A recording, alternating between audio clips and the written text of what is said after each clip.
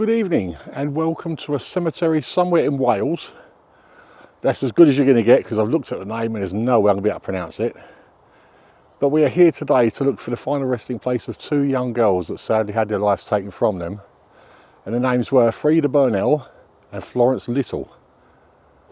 They were both murdered in the same year by the same young lad, a 15-year-old lad. Anyway, what I'll do is I'll spin you around, I'll tell you their story while we have a look around this rather hilly cemetery.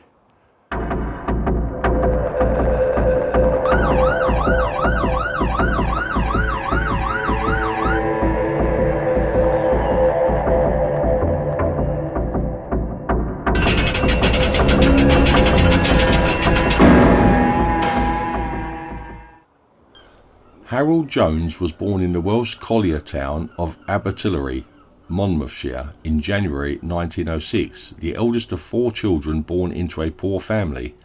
His father Philip worked as a coal miner and his mother was a housewife. Jones left school at 14 to obtain employment, largely as a means of supplementing his family's income. He found employment at a local oil and seed merchant.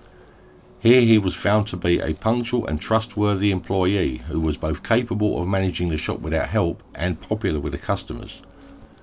On the afternoon of 5th of February 1921, Freda Elsie Maud Burnell, aged 8, was reported missing by her parents. She had last been seen by her father, Frederick, at approximately 9 a.m. that morning, having been sent on an errand from her home at 9 Old Street to purchase poultry spice and grit from Mortimer's stores in nearby Somerset Street to feed the family's livestock, with her father promising her a penny upon her return.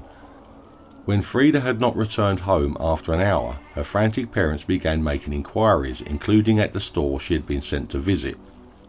The 15-year-old assistant at the store, Harold Jones, confirmed to Freda's dad and later the police that the child had visited the store at approximately 9:05 a.m. and that he had served her a bag of poultry spice, adding that she had also asked for a bag of poultry grit, but he had informed her that the store only had loose poultry grit. Freda, he claimed, had left the store to ask her father if loose poultry grit would suffice, and he had not seen her since. By 3 p.m. the Burnell family had informed police Freda was missing, and an exhaustive search for the child was launched.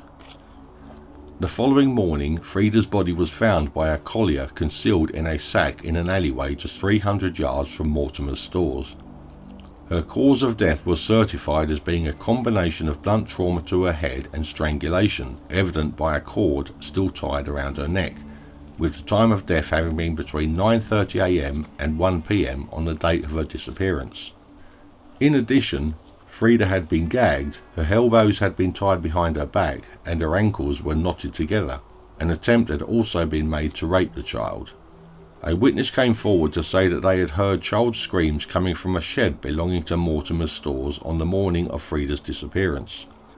Aside from his employers, Jones was the only person with a key to the shed, and investigators established a clear time frame of between 9:15 a.m. and 9:40 a.m. where no witnesses had physically seen him inside the store. A friend of Jones also informed the police that Jones had actively dissuaded him and another youth from entering the shed at approximately 10:20 p.m. on Friday the 5th of February. Jones was remanded in custody until 5th of April when he appeared before magistrates.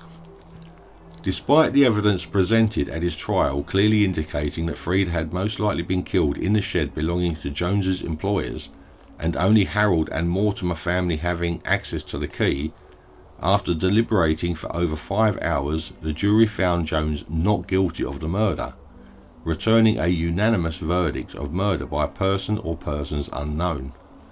Jones walked free from the courtroom to a private and reportedly tearful reunion with his parents. One of those to greet Jones upon his return was a neighbour named George Little, who greeted him with a statement, "Well done, lad, we knew you didn't do it." 17 days after his acquittal of Freda's murder, on 8th of July, Jones observed a neighbour of his named Florence Irene Little playing hopscotch with his sister Flossie outside his home at 10 Darren Road. He lured Little into his house on the pretext of asking her to perform an errand for his family. Inside Jones's home, she was instantly partially strangled and dragged into the kitchen, where she was beaten across the head and temple with a plank of wood before Jones suspended her head and neck over the sink, grabbed her by the hair and cut her throat with his father's pocket knife. He then wrapped Little's head and neck in a grey army shirt before concealing her partially dressed body in the family attic. Having washed all the bloodstains he noted from the sink walls, floor and entrance hatch to the attic, Jones proceeded to bathe himself. Police were notified of Florence's disappearance at 11:15 p.m. and immediately conducted house-to-house searches. The simultaneous searches of nearby woodland and mountains were assisted by hundreds, including Jones. Questioned by police as to whether he had seen Florence on the day of her disappearance, Jones repeated the same lie he had earlier recited to Little's mother, Elsie, when she had called upon his house arguing as to her daughter's whereabouts, that she had been at his front door but had then simply ran off. With Jones's father's consent, the local superintendent, Henry Lewis, and a constable searched Jones's home at 8:30 a.m. the following day, as Jones himself discreetly exited the family home. The constable entered the attic and discovered Florence's body outstretched across the rafters. Also discovered in the search was the blood-stained knife Jones had used to cut Florence's throat. Informed of the discovery in his attic, Jones's father left his property and performed a citizen's arrest on his son, and the two returned to Darren Road, where Jones was placed under formal arrest. While awaiting trial, Jones formally confessed to the murder of Florence Little via a written statement. Jones described his motive for the killing as being a desire to kill. The trial of Jones for the murder of Florence Little began at Monmouthshire Assizes on the 1st of November 1921. The trial lasted just 1 hour. Jones was ordered to be detained at His Majesty's pleasure. As he was under 16 at the time of the conviction, he could not be subject to any form of capital punishment. Shortly after, Jones was escorted to prison to begin his sentence. A second written statement was read aloud to the court. This statement, also penned prior to his trial, read, "I, Harold Jones, wilfully and deliberately murdered Freda Burnell in Mortimer's shed on the 5th of February 1921. The reason for this act was a desire to kill." Jones served 20 years of his imposed sentence of life imprisonment. Against the recommendations of a psychiatrist, he was released from prison on parole on the 6th of December 1941 at age 35, and subsequently joined the Merchant Navy. Both Freda Burnell and Florence Little were buried in Brynithel Cemetery, which is where we are today. Right, that's all the information I could get on the two girls. It's not really a massive amount on there about them, apart from the fact that their graves were redone in 2018, and I've got Freda Burnell's grave is now right in front of me, so I'll spin you around. We'll go and have a look at that, and then we'll go and find Florence Little's final resting place. Well, Freda Burnell's is this one.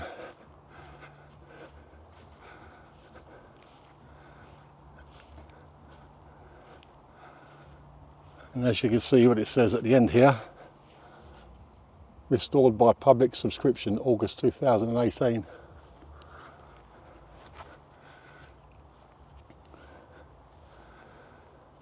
Erected by public subscription of the ceremony of daughter of F and M Burnell, who met her death February the 5th, 1921, aged 8.5 years. She has gone to be with Jesus. There she'll know no pain. She is waiting for her loved ones. Go up gathered once again.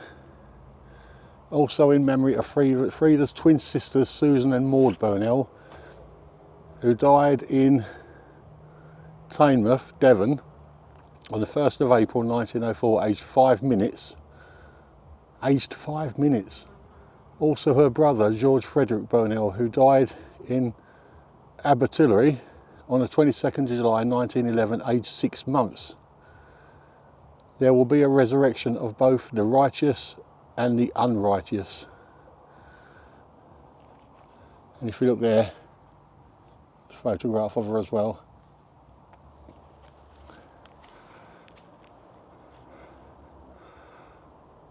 But that is the final resting place of Freda Burnell. Murdered at 8.5 years old.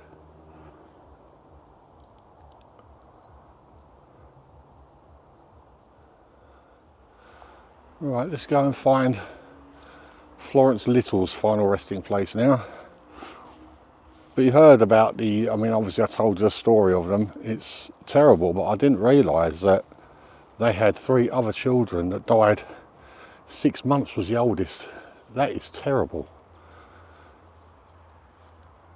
But 2 of the twins died after 5 minutes.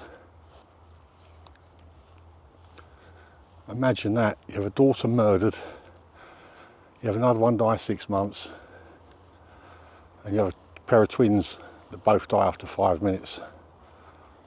How can you still believe in God? Well, I have seen Florence Little's final resting place, but obviously it's going to take us a while to get there because this hill is treacherous. What I'll do in a minute, once I get down to level ground, I'll spin you around so you can have a look. But we're actually going down into a footpath now. But my car, if I went straight out from where I am now, my car would probably be about 100 feet below me, and it's only probably 100 yards ahead of me. Oh, I can see Florence Little's final resting place from here.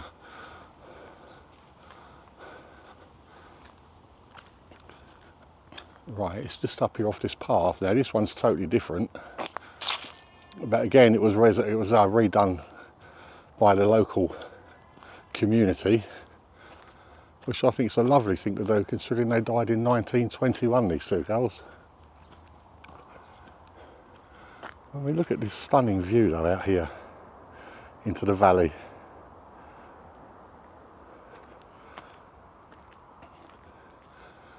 Right, her one is just up here. I'm totally out of breath because I had to run up and down this hill 3 times from my car up to the top. Well, I say run, obviously I'm saying that loosely. Crawl, I think, is more appropriate. I really need to get fit. Right, this is Florence Little's final resting place just in front of us here.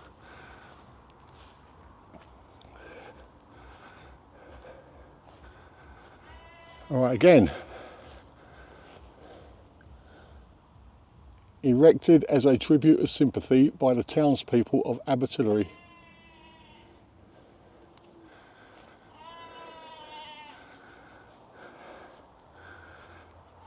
And again, photograph of her. In affectionate memory of Florence Irene, beloved daughter of Arthur and Elsie Little, Abertillery, who passed away July the 8th, 1921, aged 11 years. How hard it is to part with those we hold on earth so dear. The heart no greater trouble knows, no sorrow more severe. Also of the above, Elsie Jane Little, who died June the 22nd, 1935, aged 45 years at peace. Also of the above, Arthur George Little, who died April the 21st, 1946, aged 60 years, resting where no shadows fall.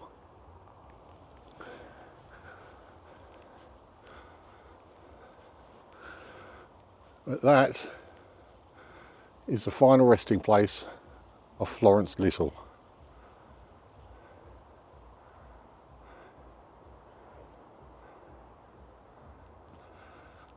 Right, well, that is it. That's another video completed.